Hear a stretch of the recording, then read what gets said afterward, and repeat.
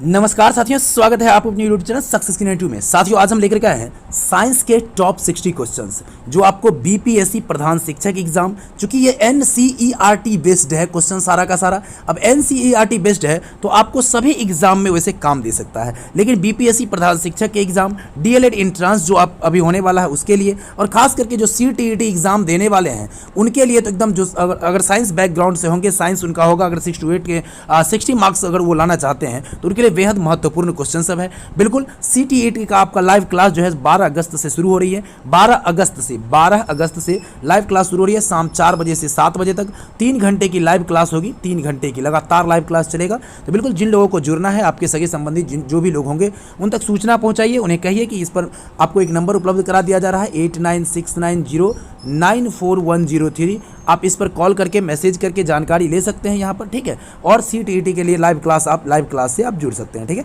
चलिए शुरुआत करते हैं पहले प्रश्न से। पहला प्रश्न आपका क्या है?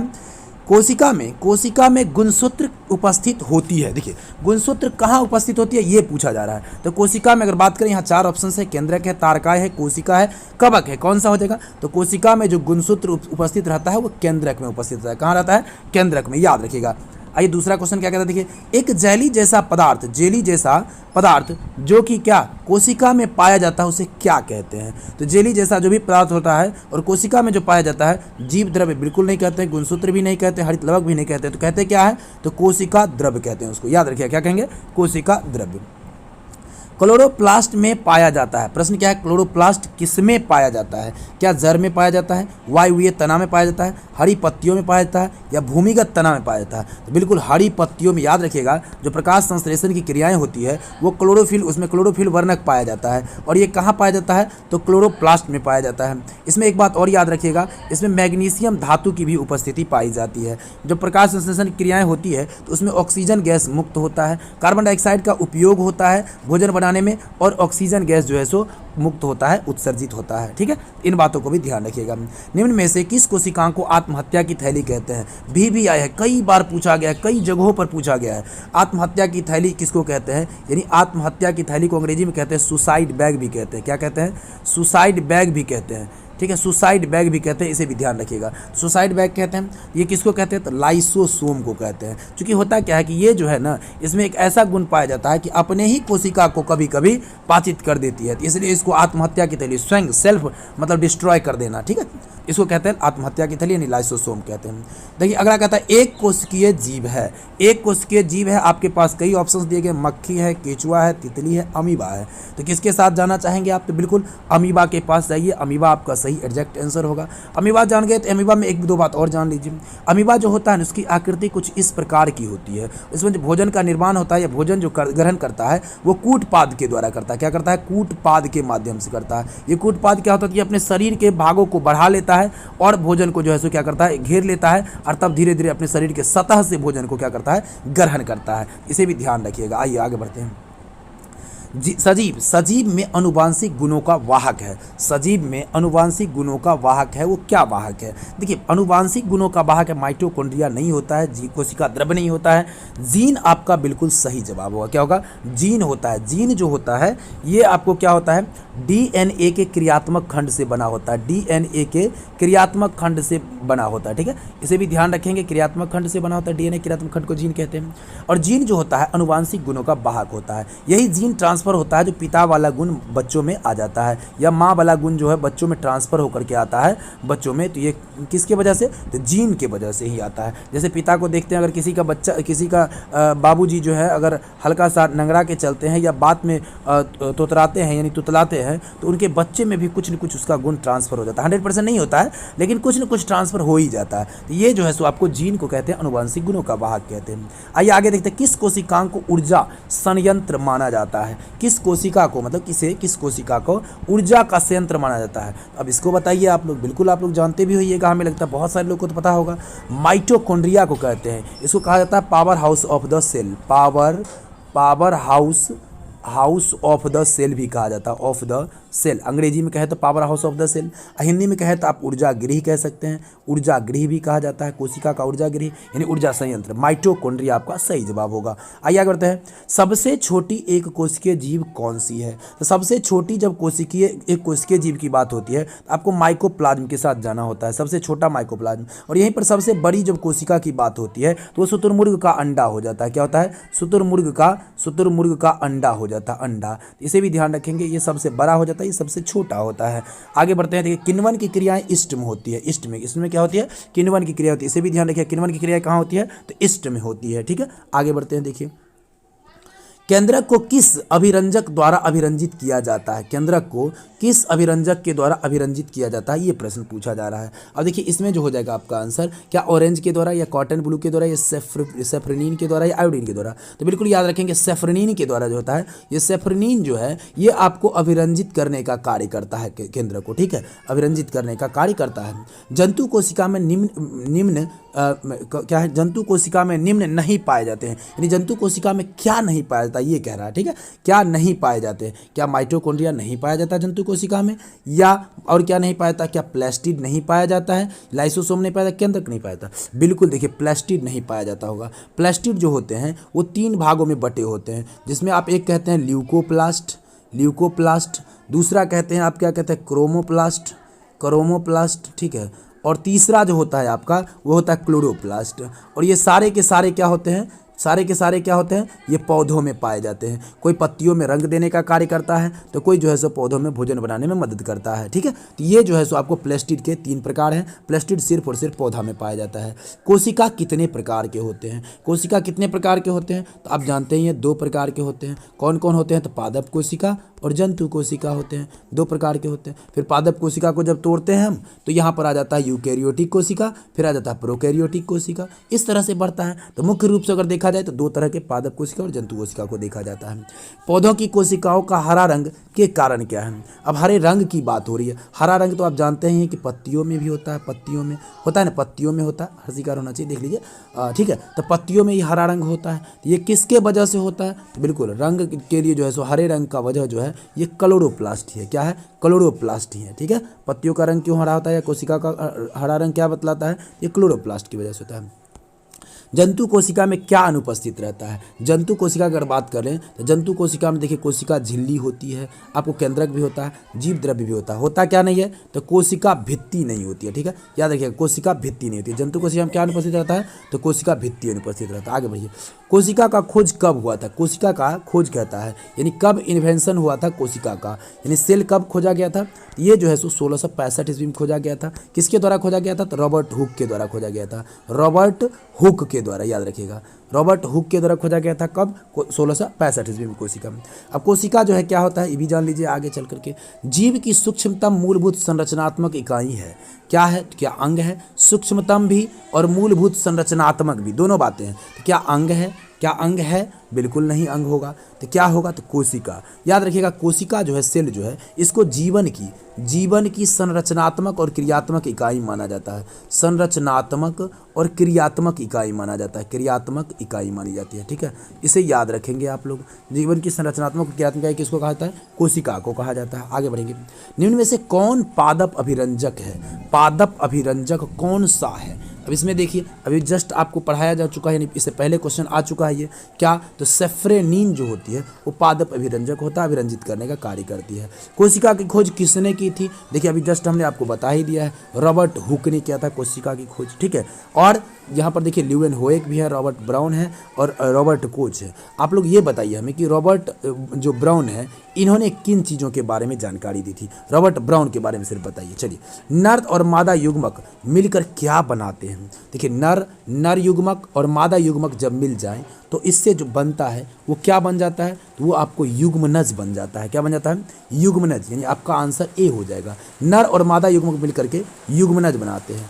आंतरिक निषेचन होता है। आंतरिक निषेचन क्या होगा? आंतरिक, जैसे ही आंतरिक की बात है तो मादा के शरीर में ही होगा ना, शरीर के बाहर तो हो ही नहीं सकता है, और नर के शरीर में भी नहीं होगा, नर के शरीर के बाहर भी नहीं होगा, मादा के शरीर के बाहर नहीं होगा, मादा के शरीर के भीतर होता है आंतरिक निषेचन। ठीक है, आगे बढ़ेंगे। अगला देखिए, मादा युग्मनज, जो मादा युग्मनज है और तथा नर युग्मनज के संयोजन की विधि क्या कहलाती है? अभी जस्ट आपने देखा जो नर युग्म और मादा युग्मनज, जो युग्मनज देखा जो संयोग है वो युग्मनज कहलाता है, और इन दोनों युग्मनज का संयोजन जो है, जो विधि है, वो क्या कहलाता है? क्या युग्मनज कहलाता है? क्या निषेचन कहलाता है? परागण कहलाता है? बिल्कुल याद रखेंगे कि निषेचन कहलाता है सर। क्या कहलाता है? निषेचन कहलाता है, याद रखेंगे। क्या हो जाएगा? निषेचन। आपका आगे बढ़ेंगे, देखिए वे जंतु जो सीधे शिशु को जन्म न देकर अंडे देते हैं वे क्या कहलाते हैं? अब यहाँ देखिए, क्या अंड प्रजक कहलाएगा, जरायुज कहलाएगा, शैशवज कहलाएगा, या लैंगिकज कहलाएगा? क्या कहलाएगा? बिल्कुल, जो अंडा देता है वो अंड प्रजक कहलाता है। जो अंडा देने वाले होते हैं क्या कहलाएंगे? अंड प्रजक कहलाएंगे। बस आगे देखिए, एक युग्मनज में पाए जाने वाले केंद्रकों की संख्या होती है। जो एक युग्मनज है, चाहे नर हो या मादा हो, उसमें केंद्रकों की संख्या कितनी होगी? क्या एक होगी, या दो होगी, या तीन होगी, या चार होगी? बिल्कुल याद रखेंगे, एक ही होगा। एक युग्मनज में जो आपका केंद्रक की संख्या है वो सिर्फ और सिर्फ एक होगा। आगे बढ़ते हैं, अगला क्वेश्चन देखते हैं। बारिश बहुत तेज हो रही है, जो जंतु अपने जैसे शिशु को जन्म देते हैं उन्हें क्या कहते हैं? देखिए, अभी जस्ट आपने देखा जो अंडा देता है वो अंड प्रजक कहलाता है, और जो शिशु को जन्म देता है वो क्या कहलाएगा? वो जरायुज कहलाता है। शब्दों पर ध्यान दीजिएगा, जरायुज कहलाता है। क्या कहलाता है? जरायुज कहलाता है। आगे बढ़ते हैं, अगले प्रश्न को देखते हैं। मुकुलन द्वारा जो है जनन निम्न में से होता है। मुकुलन के द्वारा कहता है जनन किस में होता है? देखिए, मुकुलन के द्वारा जो है जनन आपको हाइड्रा में होता है। ठीक है, आपका जो ऑप्शन ए है, बिल्कुल ध्यान रखेंगे, 24 नंबर का ऑप्शन ए हो जाएगा। मुकुलन ये अलैंगिक जनन की एक विधि है। लैंगिक जनन और अलैंगिक जनन के बारे में आपको बिल्कुल क्लास 8 में जो है, क्लास 8 के साइंस में आपको पढ़ने हैं। ठीक है, क्लास 8 के साइंस में पढ़ने हैं। तो यहाँ पर आपको ध्यान देना है कि मुकुलन जो है अलैंगिक जनन के तहत आता है, और ये काफ़ी महत्वपूर्ण टॉपिक भी है। अमीबा में किस विधि के द्वारा जनन होता है? अगर अमीबा की बात करें तो अमीबा में जो है मुकुलन के द्वारा नहीं होता है, खंडन के द्वारा नहीं होता है। आगे देखते हैं क्या कहता है, द्विविभाजन है, बहुविभाजन है। तो बिल्कुल बहुविभाजन के साथ आपको जाना पड़ेगा, बहुविभाजन के द्वारा अमीबा। चूंकि अमीबा जो होता है शरीर को ही जो है ना स्ट्रक्चर बदलते रहता है, जब शरीर को बदल बदल करके तब ये खंडित भी हो जाया करता है, खंडित हो जाया करता है। ठीक है, तो ये बहुविभाजन के तहत होता है। मुर्गी अंडे के ऊपर क्यों बैठती है? देखिए, मुर्गी की बात कर लें, अंडे के ऊपर बैठ जाती है मुर्गी। हमेशा देखिएगा, मुर्गी अंडे देने के बाद उस पर बैठती है। तो इसका मुख्य वजह क्या होता है? तो अंडे देने के बाद बैठती है, तो इसका मुख्य वजह है उष्मायन के लिए। ठीक है, किसके लिए? मुर्गी अपने अंडे पर जो बैठती है वो बैठती है उसमें क्या करने के लिए? उष्मा जो है सो उसको मिले बढ़िया से, वो गर्म रहे। ठीक है, इसलिए उसमें उस पर जो है सो बैठा करती है। आगे बढ़िए, देखिए अगला कहता है अलैंगिक जनन मुकुलन द्वारा होता है। तो मुकुलन द्वारा बिल्कुल अभी जस्ट आपको बताया गया हाइड्रा के द्वारा। हाइड्रा मुकुलन किस में होता है? तो हाइड्रा में होता है, याद रखिएगा। अलैंगिक जनन की विधि है निम्न में से कौन सी? तो अलैंगिक जनन की कई विधियां हैं, जिसमें बीजाणु जनन आता है। बीजाणु है, बीजाणु जनन पूरा रहेगा। मुकुलन है, द्विखंडन है, बहुखंडन है, अपखंडन है, ये सारे के सारे आ जाते हैं अलैंगिक जनन में। तो ऊपर में से सभी आपका सही आंसर हो जाएगा। आगे बढ़ते देखिए, अगला प्रश्न कहता है डैश में मुकुलन द्वारा जनन होता है। अकॉर्डिंग टू ऑप्शन जाना है आपको, ईस्ट में, हाइड्रा में, स्पंज में, ईस्ट और हाइड्रा दोनों में। अगर इसमें आए तो यहाँ पर आपको डी ऑप्शन हो जाएगा, और अगर 5 ऑप्शन रहेगा, इनमें से एक से अधिक आपको बिल्कुल जाना पड़ेगा, इनमें से एक से अधिक वाले ऑप्शन में। ठीक है, तो ईस्ट और हाइड्रा दोनों में। आगे बढ़ते देखिए, अगला 30 नंबर कहता है मनुष्य में मादा युग्मक कहलाता है। देखिए, मनुष्य में जो मादा युग्मक की बात होती है तो मादा युग्मक जो है अंडाणु कहलाता है। क्या कहलाता है? मादा युग्मक अंडाणु होता है, और नर युग्मक भी जो है शुक्राणु होता है। इसे भी ध्यान रखेंगे। तो मादा युग्मक क्या होता है? अंडाणु होता है। और देखिए, इनमें से कौन से परिवर्तन यौवना आरंभ के दौरान नहीं होते हैं? देखिए, यौवना आरंभ के दौरान परिवर्तन की बात हो रही है। ठीक है, परिवर्तन यौवना आरंभ के दौरान कौन सा परिवर्तन नहीं होता है, ये प्रश्न कह रहा है। शरीर की लंबाई में वृद्धि होता ही होता है। आपकी किशोरावस्था जो होती है, जिसको आप 11 से लगभग 19 साल के एज को मानते हैं, जिसको टीन एजर भी कहा जाता है, टीन एजर। ठीक है, इस अवस्था में लंबाई में वृद्धि होती है, दाढ़ी मूछें आ जाती है, नहीं तो गौण लैंगिक गुणों का विकास होता है। बिल्कुल सही बात है। जो मतलब मानसिक स्थितियां होती है उसमें बहुत सारे परिवर्तन होते हैं। एडम्स एप्पल दिखता है ये भी सही बात है। लेकिन रजोनिवृत्ति जो है ये भी होता है। ठीक है, लेकिन आपको इसको उससे नहीं जोड़ा जाता है। ठीक है, रजोनिवृत्ति जो है उसमें रजो धर्म का प्रयोग किया जाता है, रजोनिवृत्ति की बात नहीं होती है। तो ये 3 होते हैं ऑप्शन, आपको 3 ऑप्शन बिल्कुल सही है, और ये ऑप्शन बिल्कुल आपको डी ऑप्शन के साथ ही जाना पड़ेगा इसमें। ठीक है, चलिए आगे बढ़ते हैं, अगले प्रश्न को देखते हैं। यौवना अवस्था प्रारंभ के साथ ही पुरुष जो हार्मोन है स्रावित होता है, उसे क्या कहते हैं? तो पुरुष में जो हार्मोन स्रावित होता है उसको टेस्टोस्टेरोन कहते हैं। क्या कहते हैं? टेस्टोस्टेरोन कहते हैं, ध्यान रखिएगा। पुरुष में क्या होता है? टेस्टोस्टेरोन नामक हार्मोन स्रावित होता है। आगे बढ़ेंगे, देखिए निम्न में से कौन सा गुणसूत्र शिशु का लिंग निर्धारण करता है? लिंग निर्धारण देखिए जो होता है, मादा में XX गुणसूत्र होते हैं, और पुरुष में XY गुणसूत्र होते हैं। और जब XY मिल जाता है तो पुत्र होने की संभावनाएं रहती है। और लेकिन अगर सिर्फ XX होती है तो जो है सो यानी कि कह सकते हैं पुत्री होने की संभावनाएं रहती है। ठीक है, तो XX में पुत्री और XY में पुत्र होता है। जो लिंग निर्धारण क्रिया है पूरी तरीके से आपको पिता पर निर्भर करता है, पिता पर। ठीक है, पिता पर निर्भर करता है। तो इसमें जो हो जाएगा शिशु लिंग का निर्धारण वो XY हो जाएगा। कहीं कहीं क्या हो जाएगा आपका ए आंसर हो जाएगा XY हो जाएगा। ठीक है, ध्यान रखेंगे, XX नहीं, XX गलत है, XY होगा, याद रखिएगा। लड़कों के गले में उभरा हुआ भाग कहलाता है। देखिए लड़के जब यौवनारंभ की स्थिति होती है, किशोरावस्था होता है, तो गला में बढ़िया से मतलब उभर आता है इस तरह से। ठीक है, गला उभर आता है। तो ये उभरा हुआ भाग क्या कहलाता है? इसी को तो एडम्स कहते हैं, एप्पल कहते हैं या कंठमणि कहते हैं। क्या कहते हैं? एडम्स, एप्पल या कंठमणि कहते हैं। यानी आपका बी ऑप्शन सही हो जाएगा। मनुष्य की कोशिका के केंद्रक में कितने जोड़े गुणसूत्र पाए जाते हैं? अगर गुणसूत्र की बात कर लें तो आपको अभी भी जस्ट आपको बताया गया 23 जोड़े गुणसूत्र होते हैं। देख लीजिए 23 जोड़ा मतलब 46 को गुणसूत्र होता है। 22 जोड़े जो होते हैं उसको ओटोसम कहा जाता है। 22 जोड़े क्या कहता है? ओटोसम कहा जाता है, याद रखिए, ओटोसम कहा जाता है। लेकिन 23वां जोड़ा जो होता है उसको कहा जाता है, क्या कहा जाता है? उसको लिंग क्रोमोसोम कहा जाता है, याद रखिए, लिंग क्रोमोसोम कहा जाता है 23वें जोड़े को। यही लिंग निर्धारित करता है। 22 जोड़ा तो सेम ही रहता है, XX है, YY है, YY रहेगा। ठीक है, लेकिन यहाँ पर XY होता है। 23वां जोड़ा जो होता है वही लिंग क्रोमोसोम होता है। तो 23 जोड़ा याद रखिएगा, मनुष्य में गुणसूत्रों की संख्या 23 जोड़ा पाई जाती है। एक पीड़ित व्यक्ति है कि स्वस्थ व्यक्ति में एड्स कैसे फैलता है? देखिए पीड़ित व्यक्ति है, एड्स के बारे में जान लीजिए। एड्स का फुल फॉर्म होता है एक्वायर्ड इम्यूनो डिफिशियंसी और सिंड्रोम होता है। ठीक है, एक्वायर्ड इम्यूनो डिफिशियंसी सिंड्रोम। चूंकि पूरा लिखने में थोड़ा सा ज़्यादा समय लग जाएगा, इसलिए शॉर्ट में जान लीजिए। अब एड्स दिवस 1 दिसंबर को मनाया जाता है। एड्स दिवस जो है, अब एड्स जो है एक व्यक्ति से दूसरे व्यक्ति में कैसे फैलता है? इसके लिए कई जो है सो आपका जान लीजिए कि कई तरह से फैलते हैं। 1 नंबर में तो आप देखिए सबसे पहला होता है कि अनैतिक यौन संबंध से फैलता है। अनैतिक यौन संबंध से फैलता है। दूसरा नंबर कहीं पर कट फट गया या आप रक्त का चढ़ाव मतलब किसी को कराया जाता है। रक्त जो है सो शरीर में यदि चढ़ाने की बात होती है, खून चढ़ाना, तो इस स्थिति में यदि रक्त को चढ़ाया जाता है तो रक्त को बिल्कुल चेक कर लेना है कि किस प्रकार का रक्त है, सही है या नहीं है। तो वहाँ पर HIV वायरस से होता है, ये ह्यूमन इम्यूनो वायरस होता है, तो HIV वायरस होता है, तो उसको रक्त चढ़ाया जाता है। अगर कोई व्यक्ति संक्रमित है और उसका रक्त अगर चढ़ा दिया गया सही व्यक्ति को भी, तो उसको भी हो सकता है एड्स हो जाएगा। तीसरा जो पॉइंट आ जाता है आपका, तीसरा वो क्या हो जाता है? अगर आप कहीं दाढ़ी वगैरह बनाने जाते हैं तो ब्लेड रेजर का जो इस्तेमाल करते हैं तो वहाँ ध्यान रखना है कि उसका इस्तेमाल सही ढंग का मतलब नए ब्लेड का इस्तेमाल हो, नहीं तो वहाँ भी एड्स होने की संभावना ही है। कोई भी जो सिरिंज वगैरह जो भी चीज़ें हैं, मतलब कोई संक्रमित व्यक्ति को अगर के खून से सामान्य आदमी जो होते हैं उसके खून में उसका संपर्क नहीं होना चाहिए। ठीक है, इस बात को ध्यान रखना। अगर संपर्क उस तरह से हो जाता है तो वहाँ पर एड्स होने की संभावनाएं बढ़ जाती है। तो आपको यहाँ पर ऑप्शन कहता है कि कैसे फैलता है?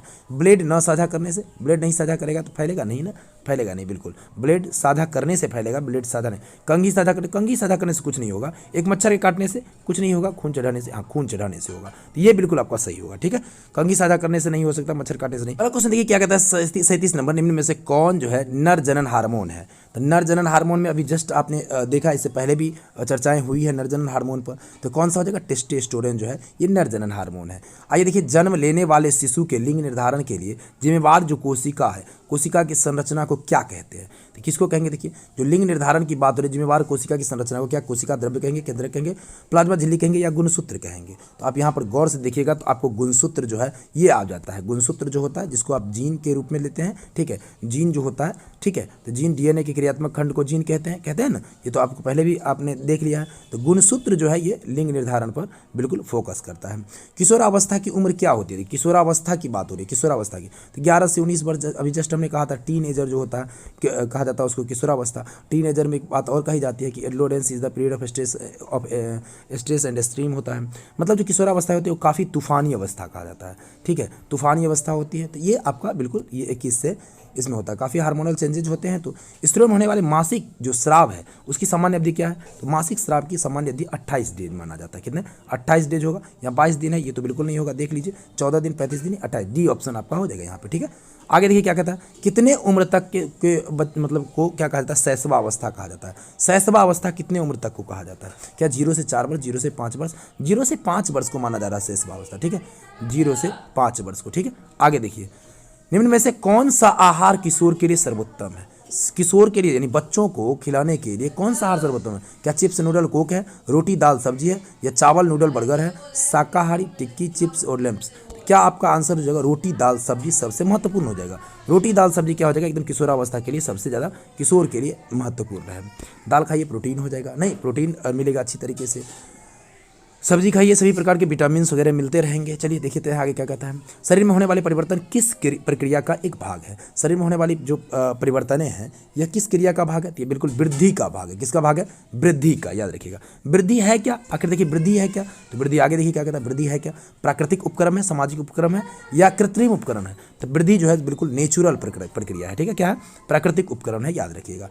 किस अवस्था में मनुष्य के शरीर में अनेक परिवर्तन आते हैं, तो ये भी कोई पूछने की बात है। तो किशोरावस्था में बी आपका ऑप्शन हो जाएगा। चलिए आगे बढ़ते हैं। निम्नलिखित बलों में कौन सा संपर्कित बल है। संपर्कित की बल की बात हो रही है। देखिए एक होता है संपर्क में, एक होता है बिना संपर्क, जैसे चुंबकीय बल वगैरह होता है, ये बिना संपर्क का होता है, ठीक है, अलग से ही खींच लेता है।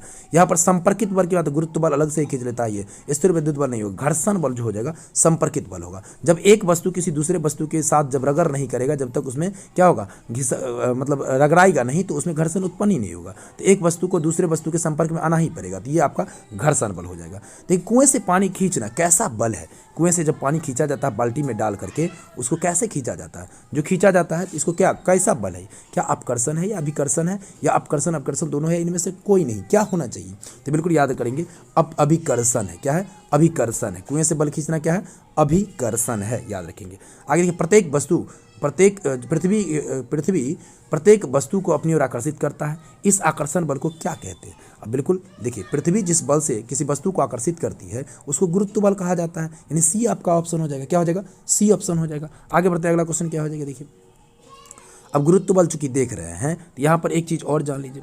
एक होता है F बराबर GMM/r² होता है ना, GMM/r²। जी को कहते हैं ग्रेविटेशनल कांस्टेंट कहा जाता है, कैपिटल गुरुत्वाकर्षणीय नियतांक होता है।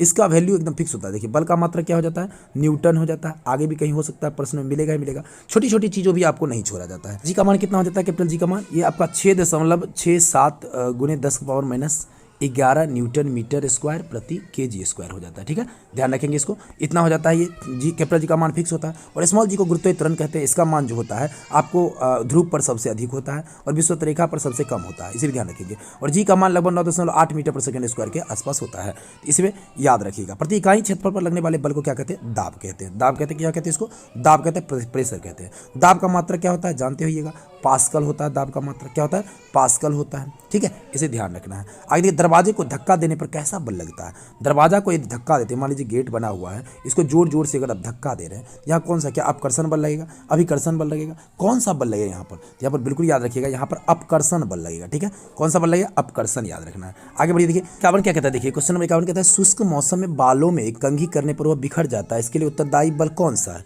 अगर देखें तो इसके लिए उत्तरदायी बल गुरुत्व बल हो जाता है, ठीक है। लेकिन यहाँ पर एक बात और ध्यान रखना कि घर्षण जो होता है, जब एक दूसरे वस्तुओं के बीच घर्षण होता है, कंघी और जो आपका बाल है, बालों के बीच जब घर्षण होता है तो वहाँ पर क्या होता है, घर्षण के फलस्वरूप रूप भी जो है वो आपको उसमें आप देखे होगा एक चीज़ जो कभी कभी कागज वगैरह को आप चिपकाते हैं उसमें तो चिपक जाता है, ठीक है, तो वो आवेशित हो जाते हैं, ठीक है, आवेशित भी हो जाते हैं। लेकिन यहाँ पर जब बिखरने की बात हो रही है, अलग होने की बात हो रही है, तो यहाँ पर गुरुत्व बल आंसर हो जाएगा, ठीक है। तो यहाँ घर्षण पर बिल्कुल फोकस नहीं करना है। देखिए बल का मात्रक क्या है, तो बल का मात्रक न्यूटन होता है, ये तो आप लोग जानते ही हैं। बल का सीजीएस पद्धति में अगर बात करें, सीजीएस पद्धति में, तो इसका डायन होता है मात्रक। एक जो आपका न्यूटन होता है, न्यूटन बराबर 10⁵ डायन होता है, ठीक है, इसे भी याद रखिएगा। दाब का मात्रक पास्कल है, उसको तो आप जानते ही हैं। दूसरा भी होता है न्यूटन प्रति वर्ग मीटर स्क्वायर, यानी सी आपका आंसर हो जाएगा, पास्कल भी और न्यूटन प्रति वर्ग मीटर स्क्वायर भी, ठीक है, दोनों हो जाएगा। बैलों द्वारा, देखिए अगला क्वेश्चन कहता है बैलों द्वारा गाड़ी खींचना किस बल का उदाहरण है। बैलों द्वारा गाड़ी खींचना जो होता है ये आपका पेशीय बल का उदाहरण है। कौन सा हो जाएगा, क्या हो जाएगा, आपका पेशीय बल का उदाहरण हो जाएगा, ठीक है। आगे देखते हैं अगला क्वेश्चन क्या कहता है। कोई भी वस्तु किस बल के कारण पृथ्वी में गिर जाती है। तो पृथ्वी में गिरने की बात होती है, पृथ्वी में तो गुरुत्वाकर्षण बल ही होता है। कौन सा बल होता है, गुरुत्वाकर्षण बल होता है। क्या आपका आंसर हो जाएगा, गुरुत्वाकर्षण बल। आगे बढ़ते देखिए अगला प्रश्न क्या कहता है। बल का एक क्या होता है, बल चूंकि सदिश राशि है। देखिए बल कैसी राशि है, सदिश राशि है। सदिश राशि का अदिश का कॉन्सेप्ट जानते ही हैं। सदिश वो होता है जिसमें परिमाण और दिशा दोनों होते हैं। क्या होते हैं, परिमाण और दिशा दोनों होते हैं। तो यहाँ पर क्या हो जाएगा, परिमाण और दिशा दोनों हो जाएगा, ये आपका बल का आंसर हो जाएगा, ठीक है। बल सदिश है। बल के कौन कौन से रूप है, बल के कौन कौन से रूप है, अभिकर्षण भी अपकर्षण भी, दोनों के दोनों रूप हैं, ठीक है। ठीक है, दोनों रूप हो जाएंगे इसमें। भार का मात्रक क्या होता है, तो वही बात हो जाएगा, न्यूटन ही आपका आंसर हो जाएगा भार का भी। ठीक है, भार में आप जानते हैं W बराबर क्या हो जाता है, mg होता है, mg होता है। m द्रव्यमान है, g गुरुत्वीय त्वरण है। ठीक है, अब यहाँ एक चीज़ और जान लीजिए, चूंकि भार की बातें हो रही है, तो जब चंद्रमा पर कोई व्यक्ति चला जाता है चंद्रमा पर, तो जो भार होता है वो 1/6 हो जाता है, याद रखिएगा। अगर यहाँ 60 kg है, चंद्रमा पर चले जाएगा 10 kg हो जाएगा, यानी 60 को 1/10 कर दीजिए तो क्या हो जाएगा, 10 kg हो जाएगा। बल का प्रयोग जो है, बल का प्रयोग किस में परिवर्तन लाने के लिए किया जाता है, बल का प्रयोग किन चीज़ों में परिवर्तन लाने के लिए किया जाता है, वस्तु की गति में, कार्य में, क्रिया में, इनमें से बिल्कुल वस्तु की गति में परिवर्तन लाने के लिए क्या किया जाता है, बल का प्रयोग किया जाता है। क्योंकि बल का परिभाषा ही होता है, बल वह भौतिक कारक होता है जो किसी वस्तु में लग करके, ठीक है, किसी वस्तु में लग करके उसकी स्थिति, आकृति, अवस्था आदि में परिवर्तन लाता है, तो ये क्या कहलाता है, बल कहलाता है। ठीक है, याद रखेंगे। बल में F बराबर क्या होता है, फॉर्मूला होता है F बराबर ma, जो कि न्यूटन के द्वितीय गति नियम से प्राप्त होता है। ये व्यंजक जो है क्या है, व्यंजक ये न्यूटन के द्वितीय गति नियम से प्राप्त होता है। लेकिन न्यूटन के प्रथम गति नियम की अगर बात करें तो वहाँ बल की परिभाषा मिलती है, बल की परिभाषा याद रखिएगा। ठीक है, यहीं से जड़त्व का भी जो है सो कॉन्सेप्ट क्लियर हुआ है, जड़त्व के बारे में। तो ये सब चूंकि आगे है, यहाँ तो आपको क्लास 8 तक के बारे में ही जानकारी लेना है। तो रेशम के कीड़े किन पर पलते हैं, देखिए रेशम के कीड़े बायोलॉजी से ही प्रश्न है, करी के पत्ते पर पलते हैं, मलबारी के पत्ते पर पलते हैं, या गुलाब के पत्ते पर, या तुलसी के पत्ते पर। बिल्कुल याद रखेंगे, मलबारी के पत्ते पर जो है रेशम के कीड़े पलते हैं। ठीक है, आई होप कि वीडियो अच्छा लगा हो। बिल्कुल वीडियो को आप लोग अपने दोस्तों के साथ शेयर कर दीजिए, अपने मित्रों के साथ शेयर कर दीजिए। वीडियो अच्छा लगा और लाइक भी कर दीजिए, कमेंट करना भी नहीं भूलिएगा। चलिए ठीक है, बहुत बहुत धन्यवाद।